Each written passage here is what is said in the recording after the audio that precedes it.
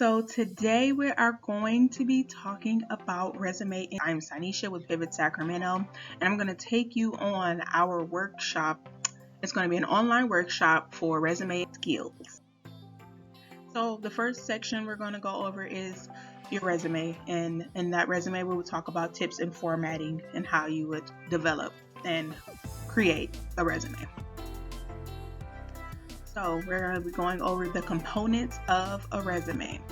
So first you're going to have your heading. This is always what you will put at the top of your resumes, and it should consist of your contact information, your name, of course, your phone number, and your email address. Some people put their address, but I don't think it's necessary. Addresses can come once you're hired. Your objective will include actually your title, like what are you? Are you a doctor? Are you a student pursuing a certain goal as far as your work? So you would talk about your title, and you would also put in for your objective. What is your goal? What are you trying to pursue? What is it that you're looking for in this job field? Next is your skills and qualifications summary. So your skills are the things that you have done and you've mastered them, and now you can use them on your resume. If you know how to type 35 words per minute, that's a skill. If you know how to communicate well with people, you talk on the phone all the time, you've answered phone calls, you've answered questions, you have a customer service skill. So skills are what qualifies you for the job. Why are you a good fit for that job? Your experience. So your experience can be from volunteer, which is non-paid experience, or it can be paid, which would be your last jobs that you've had, or some type of community service, or anything that you've done that required work. That would be your experience. And in that experience, you'll include your dates, you'll include what you've done. Say you worked at McDonald's. So what did you do? Did you work the cash register? Did you take credit card transactions? Did you grill the food? Did you make the fries? Like certain things like that you would want to put along with your experience. You would want to list your job duties. Your education. If you have graduated college or received your GED, that's a great thing. So you would want to include that into your education. If you are currently in school, you will want to still include that in your education. You might have some certifications that you've taken from school, or you might have trying to think, there's some other things that you would get from school, certificates, or any type of if you've completed any form of education in any area as an adult after high school diploma, or your high school diploma or above, you would want to put that in your education. Your involvement. Do you volunteer at your church? Are you involved in any types of nonprofit organizations? Anything like that, you would put in involvement.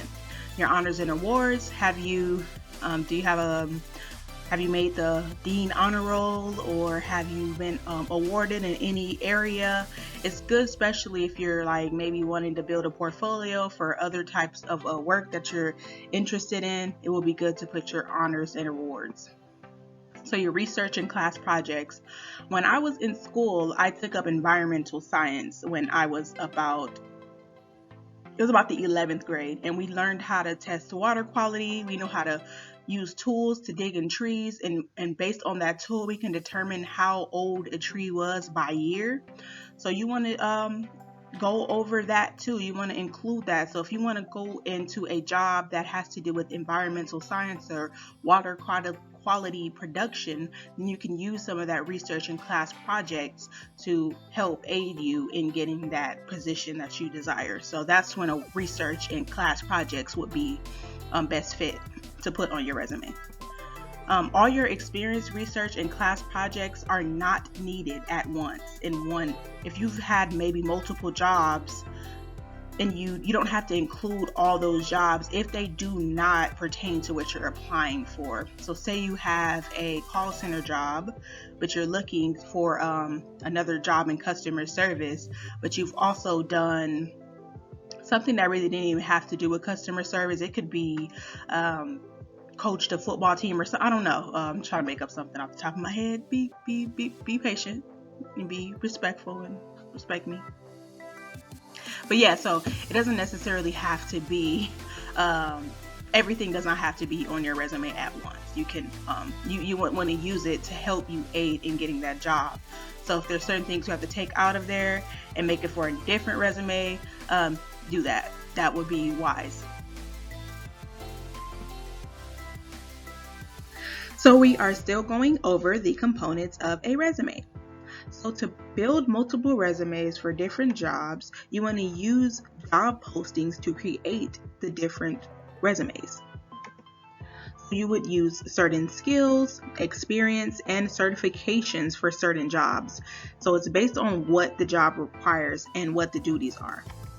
So there are two different types of resumes that people use, but even those two formats, you want to still build multiple resumes for either or of the formats that we are going to go over. So the first one would be a functional resume.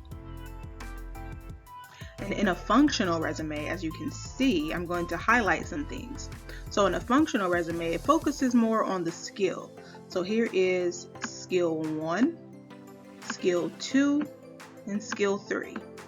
So these skills can be customer service skills, it can be administrative skills, it can be janitorial skills, or whatever. So we're going to go with those. So based on those skills, you will list the duties that you performed. And here's the duties. You see these bullets? These bullets right here are the duties that someone has done. So here's the duties. Okay, let's say this top first one would be administrative. Did you file paperwork or did you answer phone calls?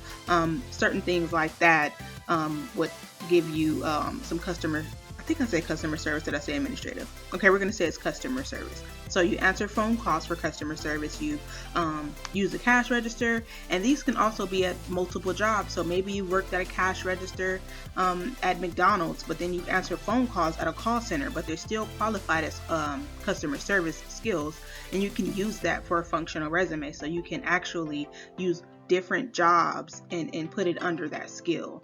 So you can use another one, let's say administrative, as I've said. So maybe you've created labels, or maybe you type letters or professional letters for someone, and you've done that. You can have, and that can be from two different jobs as well. You could have typed a letter at a nonprofit organization, and you could have filed paperwork at a law office or something like that. So that would be good even then to put under that skill, even if it's for multiple jobs.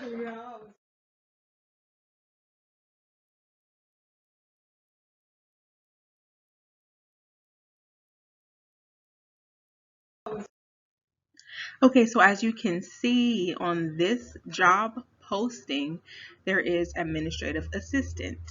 So let's see if we can highlight this. Yep, so you see the administrative assistant job posting, right? So Jeremy, on his resume, he is wanting to desire to be a administrative assistant. So as you can see, if you are looking for a certain job, you would want to include the job title in your resume. I would think you would like to. That's why it's important to build multiple resumes.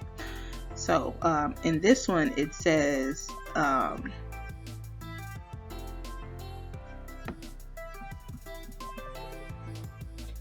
so on this one, on the administrative assistant job posting, they want 5+ years in successful work as an administrative assistant.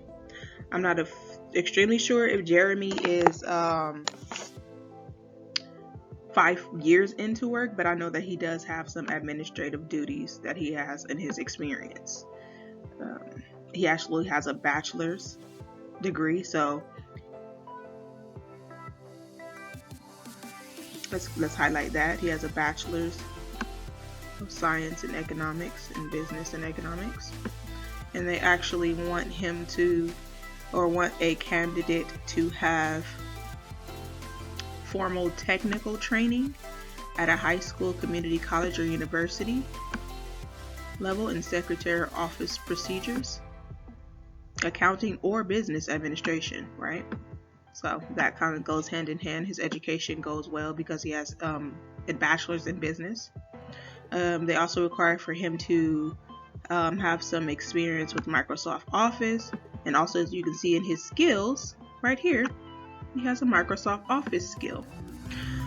So you can kind of just look at a job posting and see where you can, if you qualify for that job, and also you can build your resume based off that job posting, especially if you have the qualifications that they're asking for. So I would always, if you do not have a resume, to actually look at a job posting,